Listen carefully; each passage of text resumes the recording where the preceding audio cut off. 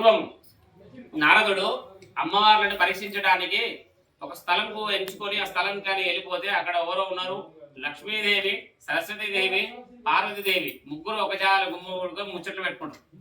ముచ్చట్లు పెట్టుకుంటే నారదునికి కోరిక పుట్టింది. ఏమని పుట్టింది? ఆహా, వీళ్ళని పరీక్ష పెడతా, ఎట్లా ఏ విధంగా పరీక్ష పెట్టాలి అనే ఒక మనసులో సంకల్పించుకొని ఆ ముగ్గురు ఉన్న దగ్గర ఒక్క చోట ఉన్న దగ్గరికి వెళ్ళి, అమ్మా మీ లోపల మీ ముగ్గురు ఈ ఇప్పుడు శక్తిదేవి ఎవరు? పార్వతీదేవి. లక్ష్మీదేవి ఎవరు? ధనస్వరూపము. సరస్వతీదేవి విద్యాస్వరూపం. కాబట్టి మీ ముగ్గురులో ఎవరు గొప్ప అని ఒక క్వశ్చన్ తీసుకొని ముంగడికి వెళ్ళింది నారదుడు. ఆ నారదుడు వెళ్ళిన తర్వాత ఇవి మూడు ఆడబెట్టండి, కుడుకలు పెట్టండి, అక్కడ అక్కడ కుడుకలు, నువ్వు కూడా అక్కడ కుడుకలు అంది తమలపాకు లేవు. ఇది ఎందుకంటే గౌరీదేవిని చేసినా కాబట్టి తొక్కుట్ల పడకుండా మన సౌభాగ్యం. ఫస్ట్ ఏంటిది? సౌభాగ్యాన్ని ఇచ్చే సౌభాగ్యం. కాబట్టి ఈ యొక్క శిరస్సు పైన ఈ యొక్క తమలపాకు పెట్టుకున్న తర్వాత పూజ అంతా కార్యక్రమం తదనంతరము ఒక తులసి కుండి, తులసి తొట్టి లోపల విడిచిపెట్టాలి. పూజ అంతా అయిపోయిన తర్వాత అందాక ఇది మీరు శిఖల పెట్టుకోండి. నారదు వారికి వచ్చే చెప్పండి. చేతులు తుడుచుకొని మంచిగా చేతులు పట్టుకోండి. నారదుడు వీళ్ళని పరిశీలిస్తే, అమ్మ మీలో ఎవరు గొప్ప అని చెప్పి, మీ శక్తి సామర్థ్యంలో ఎవరు గొప్ప అని చెప్పి నారదుడిని అడిగే వరకు లక్ష్మీదేవి చదువు ఫస్ట్ ఏమంటది అంటే, నాయన వినండి సరే సరే చూస్తాడు. వీళ్ళని అడిగే వరకు లక్ష్మీదేవి ఏమంటది అంటే, నాయన పలానా భూలోకం లోపల అష్టదినం అష్ట కష్టాలు పడుతున్న ఒక భక్తుడు, ఒక భక్తురాలు చాలా కష్టాలు పడుతుంది. తన దగ్గరికి వెళ్ళి ఓం శ్రీ సతీయై నమః అనే ఒక మంత్రాన్ని 108 సార్లు జపం చేయమని చెప్పి కోరడం జరుగుతుంది. అందుకు స్వామి నారద మహర్షులు వెళ్ళి ఆ అష్ట కష్టాలు పడుతున్నటువంటి అష్టదరిద్రులైనటువంటి భక్తుల దగ్గరికి వెళ్ళి, అమ్మా నేను ఒక ఉపదేశం చేస్తాను, ఈ మంత్రాన్ని ఉపదేశం చేయమని చెప్పి ఆ యొక్క నారదుడు ఆ అష్టదరిద్రులైనటువంటి ఒక అమ్మవారికి చెప్తే, తను ఈ యొక్క ఓం శ్రీ సతీయై నమః అనే ఒక అక్షరాన్ని 108 సార్లు ప్రతిరోజు 108 సార్లు జపం చేయమని చెప్పి అంటే, తన ప్రతిరోజు 108 సార్లు జపం చేయడంతోనే చాలా అష్టైశ్వర్యాలు, చాలా సుఖశాంతులతోని గొప్ప ధనవంతురాలై సౌభాగ్యంగా ఉండి తదనంతరము పరలోకానికి వెళ్ళిపోయింది. అంటే ఆ మంత్రం అటువంటిది. తర్వాత సరస్వతి దేవి దగ్గరకు వస్తాడు నారద మహర్షి.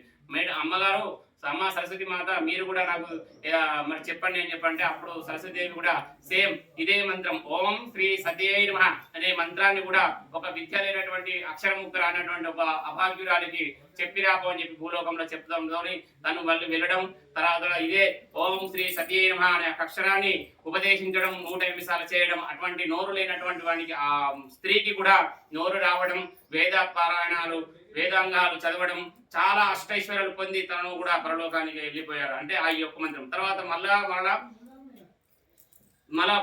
అమ్మవారి దగ్గరికి పార్వతీదేవి దగ్గరికి వచ్చి, అమ్మ మరి మీరేమి ఉపదేశం ఇస్తారంటే, సేమ్ ఇదే మంత్రం కూడా ఓం శ్రీ సతీదేవి అనే ఒక మంత్రోపదేశాన్ని చేస్తుంది.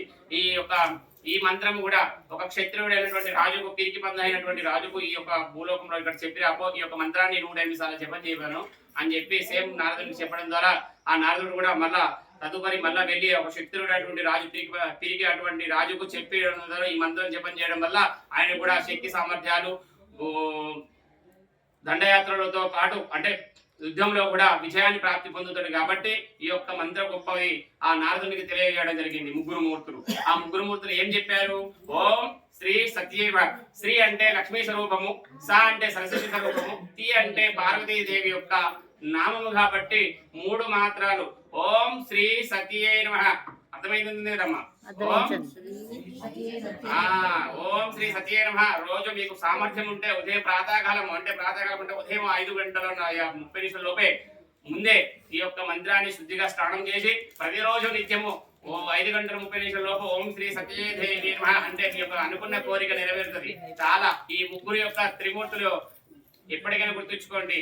3 గుణాలు శ్రేష్టం. అంటే ఈ యొక్క అమ్మవారి ఆదేశాలు ఉంటాయి కాబట్టి మనకు అమ్మవారు ఏది అనుకుంటే అది ఇవ్వడానికి కోరుతుంది. ఓం శ్రీ మాత్రే కన్నా ఓం శ్రీ సతీర్మ. ఓం శ్రీ అంటే శ్రీ అంటే సౌభాగ్యాన్ని ఇచ్చేటువంటి లక్ష్మీదేవి, సతీ అంటే సా అంటే సరస్వతి యొక్క విద్య అనుగ్రహించే సరస్వతి తల్లి, తి అంటే పార్వతీదేవి యొక్క అనుగ్రహాన్ని అంటే శక్తిని ఇచ్చే తల్లి అటువంటిది. కాబట్టి ముగ్గురు ఒక నామంలో ఉన్నారు. కాబట్టి ఓం శ్రీ సతీయై నమః అనే స్త్రీమూర్తులు ప్రతిరోజు ధ్యానం చేసుకుంటే చాలా శ్రేష్టం. దీనివల్ల ఎన్నో రకాలటువంటి అనుకున్న కోరికలు నెరవేరుతాయి. అందుకే కావాల్సింది కాబట్టి, ఎందుకంటే మన నారదుడు అడగడానికి వస్తే నారదునికే బుద్ధి చెప్పిరు తల్లులు, అర్థమవుతుంది కదా, నారదునికే బుద్ధి చెప్పిరు అట్లా అన్నట్టు. అందుకే ఈ యొక్క అమ్మ అంటేనే ఆదిపరాశక్తి. ఆ లోపల ఈ ఒకటి మనం గ్రహించాల్సింది ఏంటంటే నారదునికే పరీక్ష పెట్టడం జరిగింది ఈ ద్వారా అమ్మవారు.